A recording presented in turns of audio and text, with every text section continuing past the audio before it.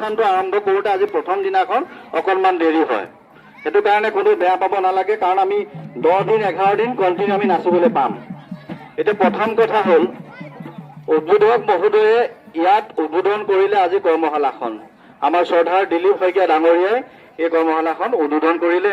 আমাৰ শ্ৰদ্ধাৰ জগত কলিতা ডাঙৰীয়া নিৰ্দিষ্ট বক্তা, তেখেতেও তোমালোকক শুভেচ্ছা জনালে। তোমালোকেতো কথাখিনি নুশুনিলা, কাৰণ মাইকটো নাছিলে কাৰণে তোমালোকে কথাকেইটা নুশুনিলা। তোমালোকক তেওঁলোকে কি ক'লে ক'ব পাৰিবা জানো? এটা শব্দত কৈ দিছো, তোমালোকক যেতিয়া মা দেউতাই ঘৰ পৰীক্ষা দিবলৈ যোৱা বেষ্ট অফ লাক দিয়ে নে নিদিয়ে? আজি তেওঁলোকে তোমালোকে নুশুনিলা চাগে, সকলোকে মৰম আৰু শুভেচ্ছা জনাইছে যাতে এই দিনকেইটাত খুব ধুনীয়াকে শিকিবলৈ পোৱা। সেইকাৰণে তেওঁলোকৰ বাবে যিসকলে তোমালোকক কথা ক'লে অকণমান নুশুনিলা, তেখেতৰ হৈ এবাৰ হাততালি বজাই দিয়া। এইটো এটা নিয়ম, 1 নম্বৰ নিয়ম। আমি যদি কোনোবা ডাঙৰজনে কথা কৈ থাকে মিটিঙত হওক বা কিবা হওক, তোমালোকে সামৰণিত হাততালিটো বজাব লাগে। একদম শিকি যাবা আজিৰ পৰা, হ'বনে? এতিয়া আমি বিহু কথালৈ আহোঁ। মই ৰাজীৱ গগৈ নমস্কাৰ দিছোঁ সকলোকে। হয়তো কোনোবাই ইয়াত চিনি পায় বা কোনোবাই নতুনকৈ আহিছে চিনি নাপাব পাৰে। মই ঢোল বজাওঁ আৰু লগত তোমালোকক শিকাবৰ বাবে অকল মই নাই, মোৰ লগত আৰু 5 জন আছে। তেওঁলোকক প্ৰথমতে মই চিনাকি কৰি দিওঁ। আমি মঞ্চলৈ আমন্ত্ৰণ জনাইছোঁ ৰূপান্তৰ বৰা, প্ৰাৰ্থনা দত্ত, অংকিতা কাশ্যপ, নিৰুপমা শইকীয়া, মিণ্টু বৰা, চম্পক গগৈ। এইখিনি কোনো দেৰি নকৰোঁ। তাৰপিছত আমি আৰু এটা ধন্যবাদ দি লওঁ। কাক দিম ধন্যবাদটো? এই যে তোমালোকৰ কাৰণে ইমান ধুনীয়া এটা অনুষ্ঠান আয়োজন কৰিছে, কোনে কৰিছে? সেইটোতো মই কৰা নাই, শিকাবলৈহে আহিছোঁ। অসম ছাত্ৰ পৰিষদ বোকাখাট সমষ্টি সমিতি, এই যে বগা চাৰ্ট পিন্ধি আছে ল'ৰাবোৰ কাৰ্যালয়ত যে আছে, তোমালোকৰ কাৰণে এই অনুষ্ঠানটো আয়োজন কৰিছে। তেখেতসকলৰ কাৰণে এটা ডাঙৰ হাততালি দিয়া।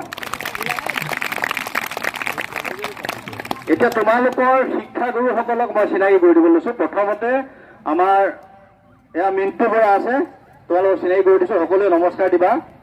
তোমালোকক আজিৰ পৰা তোমালোক 10 দিন 11 দিন নহয়, তোমালোকক যিহেতুকে শিকাব আমাৰ প্ৰথম গুৰুক আমি সন্মান কৰিব জানিব লাগিব, তাৰপিছতে আমি শিক্ষা গ্ৰহণ কৰিব লাগিব। দ্বিতীয়তে আমাৰ ভাইটি চম্পক গগৈ আছে, তোমালোকক ঢোল শিকাব। এয়া চিনি পাইছা নাই তোমালোকে? কোনে কোনে পাইছা? আচ্ছা শুনা, এই ধুনীয়া বাইদেউজনীৰ নামটো হ'ল প্ৰাৰ্থনা দত্ত। নমস্কাৰ সকলোৱে দিয়া, তোমালোকৰ বিহু শিকাব। তাৰ কাষতে থকা আমাৰ চশমা পিন্ধি আছে তোমালোকৰ বাইদেউ অংকিতা কাশ্যপ, নামকেইটা মনত ৰাখি যাবা। তাৰপিছত আমাৰ কাষত আছে নিৰুপমা শইকীয়া বাইদেউ। তেখেত কিমান দূৰৰ পৰা আহিছে জানা? কোনোবা জানা নেকি? মাকুমৰ নাম শুনিছা? তিনিচুকীয়া মাকুম। কিমান দূৰৰ পৰা? 4-5 ঘণ্টাৰ ৰাস্তা।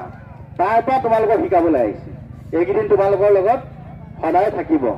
আমাৰ সেইজন ৰূপান্তৰ বৰা, আমাৰ ওচৰৰে মোৰ লগৰ ৰূপান্তৰ বৰা, তেখেতকো তোমালোকে নমস্কাৰ দিয়া। বিশেষ দীঘলীয়া নকৰোঁ। উপস্থিত অতিথিবৃন্দৰ লগতে অভিভাৱক অভিভাৱিকা আৰু আমাৰ ছাত্ৰ ছাত্ৰীসকলক যদি আমি বিহুৰ কথা ক'বলৈ যাওঁ দীঘলীয়া হ'ব। আমি যিহেতুকে 11 দিন সময় পাম, ধুনীয়াকৈ শিকিম, ফূৰ্তি কৰিম। আৰু সকলোৱে এটা কথা মনত ৰাখিবা, বিহু আচলতে আমি শিকি শেষ কৰিব নালাগে। বিহু এটা স্বতঃস্ফূৰ্ত বস্তু। ঘৰত শুনিছা নাই তোমালোকে? ঘৰত কেতিয়াবা গালি পাৰিলেও তোৰ গাত বিহু লাগিছে নাই বুলি কয় নে নকয়? কয় নে নকয়? সেইটোৱে মেইন বিহু। তাৰমানে খুব ফূৰ্তি লগাটোৱে বিহু। আমাৰ অসমীয়া মানুহক বেলেগকৈ বিহু শিকাব নালাগে। এতিয়া প্ৰথম কথা হ'ল, মই সকলোকে অনুৰোধ জনাইছোঁ অভিভাৱকসকলক, যাতে আমি এইটো ছিষ্টেম কৰিব লাগে, প্ৰত্যেকৰ ঘৰত একোজনকৈ ঢুলীয়া, এগৰাকী নাচনী, পেঁপা বজোৱা, আমি যদি প্ৰত্যেকৰ ঘৰে ঘৰে এজন সৃষ্টি কৰি ল'ব পাৰোঁ, তেতিয়াহ'লে আৰু বেলেগকৈ আমাক বিহু শিকাব কোনেও নালাগে। আমাৰ জাতীয় সংস্কৃতিক বিহুটোক আমি কোনেও সুৰক্ষা দিব নালাগে। তেতিয়া বিভিন্ন আমি খুব ফূৰ্তি লাগে ঘৰত। তেতিয়া কি বুলি গালি পাৰে? কি বুলি গালি পাৰে?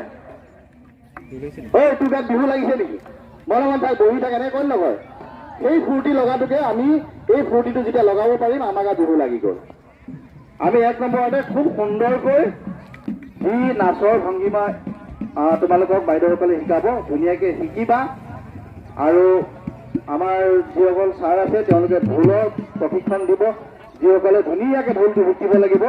মই নাচৰ বিষয়ে ইমান নকওঁ, প্ৰথমতে ঢুলীয়াসকলক মই এটা কথা কৈ দিছোঁ। আমি সকলোৱে ঢুলীয়াকেইটা, হেল্ল', এইফালে শুনা, শুনিছা নাই? পিছফালৰ ঢুলীয়াকেইটা শুনিছা?